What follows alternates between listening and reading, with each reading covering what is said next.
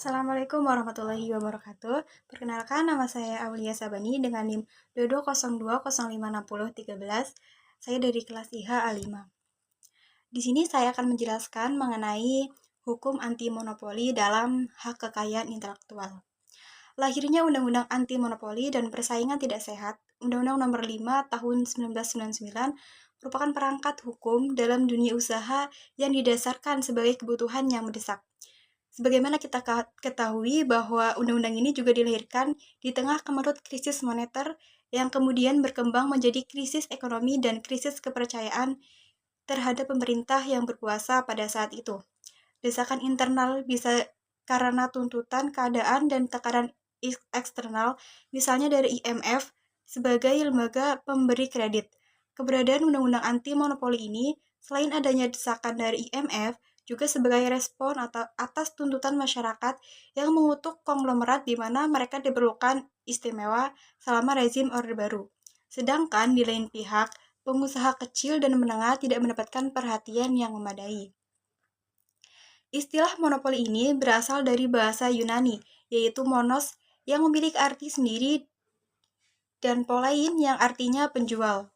Berdasarkan pengertian secara istilah, dapat diartikan bahwa monopoli merupakan suatu kondisi di mana terdapat adanya satu penjual yang menawarkan barang atau jasa tertentu.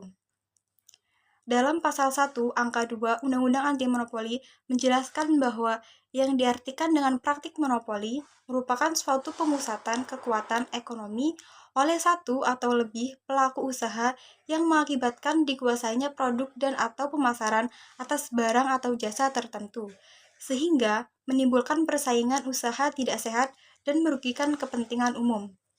Salah satu tujuan dari dibentuknya Undang-Undang Larangan Praktek Monopoli dan Persaingan Usaha Tidak Sehat, yaitu menjaga kepentingan umum dan meningkatkan efisiensi ekonomi nasional sebagai salah satu upaya untuk meningkatkan kesejahteraan rakyat. Adapun kegiatan-kegiatan yang dilarang dalam Undang-Undang Larangan Praktek Monopoli dan Persaingan Usaha Tidak Sehat yaitu 1. Monopoli, yang kedua monopsoni, yang ketiga persekongkolan, yang keempat penguasaan pasar, yang kelima posisi dominan, yang keenam jabatan rangkap, yang ketujuh pemilikan saham, yang kedelapan penggabungan, peleburan, dan pengambil alihan. Korelasi antara hukum anti monopoli dan hak kekayaan intelektual terletak pada upaya menciptakan keseimbangan antara penghargaan terhadap inovasi dengan perlindungan terhadap persaingan pasar yang sehat. HKI memberikan hak eksklusif kepada pencipta atau inovator untuk menggunakan, memproduksi, dan memasarkan karya atau penemuan mereka tanpa intervensi dari pihak lain. Hak ini bertujuan untuk memberikan insentif atas kreativitas, mendorong inovasi, dan mendukung pertumbuhan ekonomi. Namun, perlindungan eksklusif yang diberikan oleh HKI seringkali diinterpretasikan sebagai bentuk monopoli yang sah.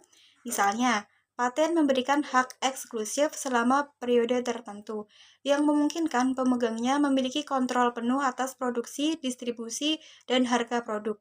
Kondisi ini dapat menciptakan dominasi pasar yang berpotensi menghambat pelaku usaha lain untuk bersaing atau mengakses pasar yang sama.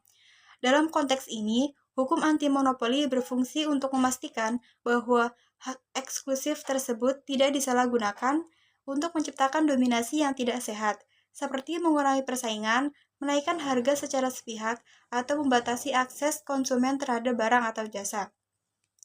Hukum anti monopoli berperan penting dalam menetapkan batasan-batasan hak eksklusif HKI agar tetap sejalan dengan prinsip persaingan sehat. Salah satu caranya adalah melalui regulasi mengenai durasi perlindungan HKI, keberadaan barang atau jasa substitusi, dan mekanisme lisensi. Dengan adanya batasan ini, HKI tetap dapat melindungi kreativitas tanpa memberikan ruang untuk dominan pasar yang berlebihan.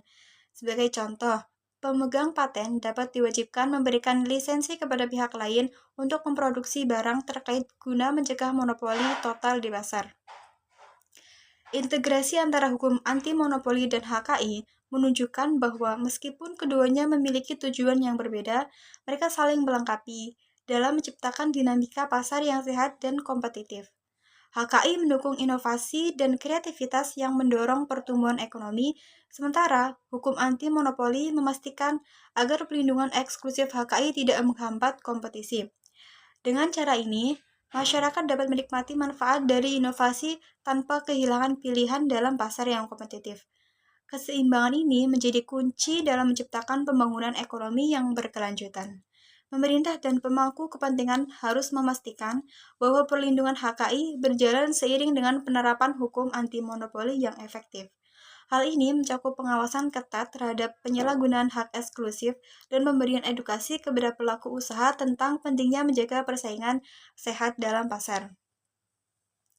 Kesimpulannya, hukum anti monopoli di Indonesia sebagaimana diatur dalam Undang-Undang Nomor 5 Tahun 1999 berperan strategis dalam menjaga keseimbangan antara kepentingan umum dan pelaku usaha untuk menciptakan iklim persaingan usaha yang sehat, efisien, dan berkeadilan, serta mencegah praktik monopoli yang merugikan masyarakat dan perekonomian nasional. Dalam kaitannya dengan hak kekayaan intelektual, seperti hak cipta, paten, merek, dan indikasi geografis, meskipun memberikan hak eksklusif, potensi monopoli yang diakui hukum ini harus diimbangi dengan batasan seperti durasi perlindungan, barang substitusi, dan pengaturan lisensi untuk menjaga dinamika pasar yang kompetitif.